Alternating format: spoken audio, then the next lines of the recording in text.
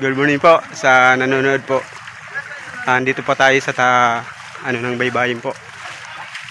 Tingnan natin po yung mga maraming huli po silang isda. Ayan po ng mga isda po ngayon. Madami po sila.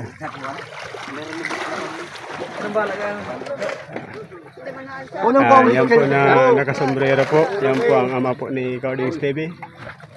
Yan. Marami po yan, mga isda dito. Dahil sa maraming isda, season ngayon na kumuha ng mga isda sa dagat. Yan po. Yan po ang mga, siyempre, pag maraming isda dito, yung tao din, madami, siyempre. Sila naman po yung naghihintay lang na pero kahit pa paano bibigyan din po sila.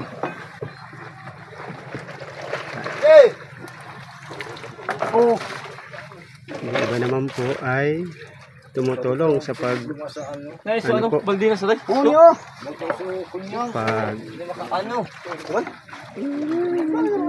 dala dun sa talagang kumukuha ng isda.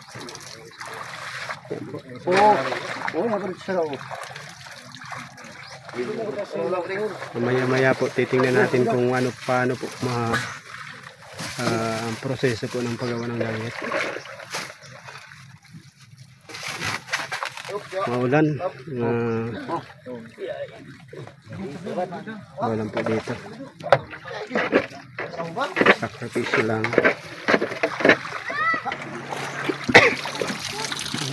Yan po ang mga kasama nila po. Makaabot kami pa sa ano ha. Ito naman po ang kasama na isa. Ito ang tatay ni Cardings TV. Dahil po sa marami pong isda. Siguro doon mo mapugian ng mga parang isda ha. Yan po oh. Dami po. Punta po doon. Hindi pa po na ano yung iba. Tingnan mo mga tao po oh.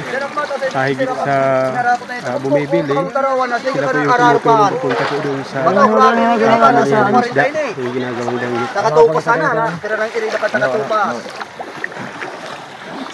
Paingo rin nagbasa mo yung tagatupas pati si pakinabang na si Butog ito, si isa ng ulong-ulo. Ay sorry din ka.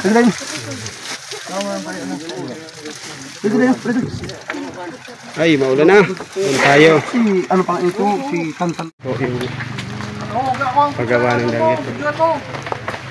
Ito po, empleyado din po ito ng munisipyo. Nakikitambay da. Yan po ang paggawa po ng gantang dito. Binibiyak po yung Binibiyak. yan, inaalisan ng tinik. Yan. Yun ang pinakadulo, yun ang ang nanay ko, yan. Wala silang gawa.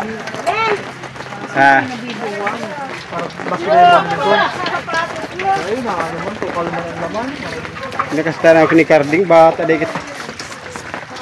Ayan, ito naman ang ginagawa nila.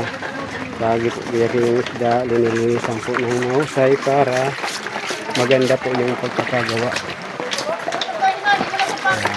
Tapos na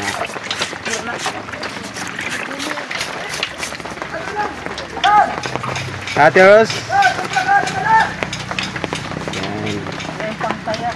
Hindi. Tumingin ka naman kahit saglit. Ateos. Nam. Yan. Sambak na anto.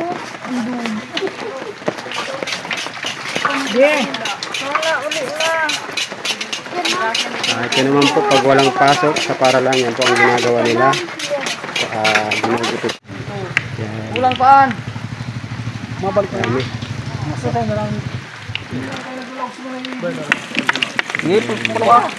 Dami. Mga ano? Mga lima. Napano? Yan araw tanong apat ka sa rupa.